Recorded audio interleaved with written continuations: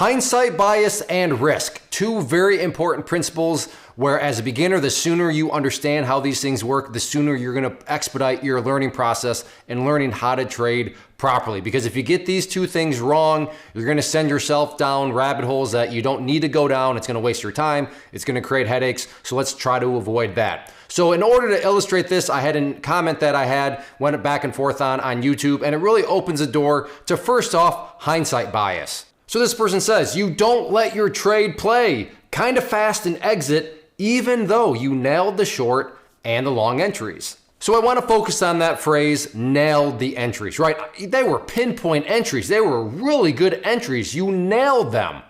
Okay, so the claim is that I nailed the entry point. But this is something where, well, let me just walk you through a couple scenarios and ask you some questions. So let's go through this first scenario. So scenario number one, and let's say that this line represents where I want to get in for my entry point. So that is my entry point, and then this is going to represent the price. So the price comes down, hits my entry point, and then does that. So my question to you here is this: did I nail the entry point? Was that a good entry? Let's go on to scenario number two. So same general idea. We have the entry point down here, and then we're gonna have the price. So price comes down here, hits the entry point. So same exact question. Did I nail that entry point? Now, obviously, well, I hope it's obvious that, well, Clay, you clearly, I mean, this is kind of stupid. You nailed the entry point here, but not here. Okay, fine.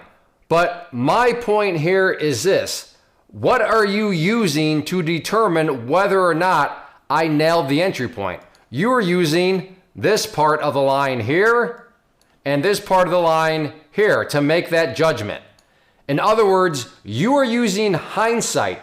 You are using what you know has happened in order to come to the conclusion that I nailed the entry point. Do you see how that works? Sure, I agree with this person. I nailed the entry point. But at that moment in time, before you have the blue section of the line that I just illustrated, you don't know if you nailed it, because you don't know, is the price about to keep going down like scenario one, or is the price going to bounce upwards in scenario two? You don't know that. So it's very easy when you're a beginner and trying to learn and look back like, oh man, I nailed that. And then wow, and because I nailed it, and then you start to think you did things wrong. But you're baking in, you're forgetting, hence the hindsight bias, that you have a bias now, and this bias is being created by the fact that you know what happened. You have hindsight. But you always have to remember when you're learning to be careful of baking in hindsight into your conclusions, because at the time you didn't know that that was going to or not going to occur. So when you are aware of hindsight, you can be more objective. You can say, okay, I realize I nailed it, but again, at the time, I didn't know that I nailed it because I didn't know what was coming next. So yes, you gotta be very careful of that. That person is not wrong. I did nail those entry points. And I understand it seemed like it was a bad scenario, because in this person's mind, had I held, yeah, I would have gotten that kind of move right there. But let's say on this same exact video, had I held and gotten that sort of scenario, what do you think that person would be saying? That person would probably be saying, you greedy savage. Why did you hold? Why did you hold so long? You didn't nail it. That was a terrible entry point. And again, they would be right in that situation. But that's all the hindsight quarterbacking, right? They are sitting there, you may be sitting there critiquing yourself, and you just forget that you've baked hindsight into the equation. And when you do that, you're not gonna be very objective. You're gonna be very difficult on yourself. You're gonna accuse yourself of doing things wrong when you weren't wrong, because in the heat of the moment, you just didn't have any sort of hindsight. But now let's talk about risk. Somebody else contributed to the conversation and does bring about a very good point. However, it's only half of the story. So this person says, the more time you're in the market, the higher the risk. Now this person was trying to defend me by saying, well, you have to understand that the longer that Clay waits in the trade, the higher the risk becomes, because yeah, that's the more time that things could go wrong with the trade and it could turn into a losing trade. So that's why he's just taking that quick gain, because hey, it's a gain. And if he waits longer, if he remains in the trade longer, the risk increases that something could go wrong, which is true, but you're not looking at the other side of the equation, which is very important for risk. And it's really a very basic graph, nothing complicated. So over here we have risk. And then over here, or I should say down here, we have time. And time is going that way. So there we have time, and the claim is this, which is correct. There's nothing wrong here with this claim. The claim being that the more time you spend in a trade, the more time things can go wrong, hence there being a risk to that trade.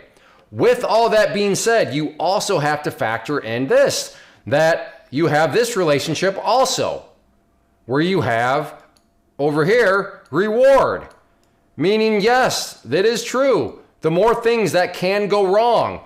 But to be fair, the more things can go right. The more a trade can add up, and those profits can get bigger and bigger the longer you stay in the trade. So the point here being is, remember, with risk, there is always a fine balance that you need to be accounting for. You can't look at a situation and say, well, the longer I'm in a trade, the riskier it becomes. That is true. But the balance of that is, yeah, but the longer you're in a trade, the more money it could potentially make you. So I hope you see what I'm talking about with these two things, where if you're missing half of the risk equation, meaning you just have, again, you're not wrong, just a partial understanding of risk, well, that's going to lead you to stray, and it's going to lead you to go down, false rabbit holes that aren't actually true. Just like if you're judging yourself without factoring in the potential of that confirmation bias in hindsight, well, then you're going to have problems in that regard too. So just be aware of these two things. Nothing fancy, nothing complicated. But when I saw these comments, it's just like, okay, here's a good real life learning example of people that just aren't quite understanding what's going on. So first person didn't understand the psychology of that hindsight bias, and then the other person had half of the equation right in terms of risk, but was discounting the other side of the equation, which is that reward part. So if there's any other questions or anything like that, please leave those down below. And as always, I hope this helps. First off, thanks so much for watching the entire video. Real quick, before you go, I want to invite you to a live webinar, web class, training, workshop, online event, whatever you want to call it, but it will be me live revealing to you what I've discovered that has allowed me to transform myself from being an employee to being my own boss, including how I had only one losing day out of 73 days in total.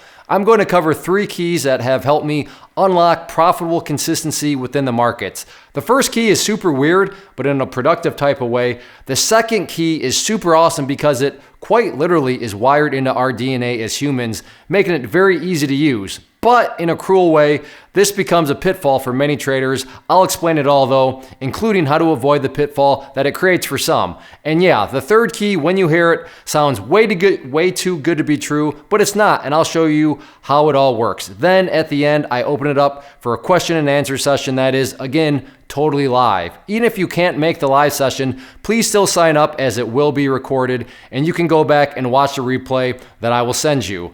Click the image on the screen or click the link down in the description box so you can get the date and time and claim your spot, which I should note is limited due to the fact that this truly is a live event. If you have any questions, let me know. If not, I'll be seeing you soon.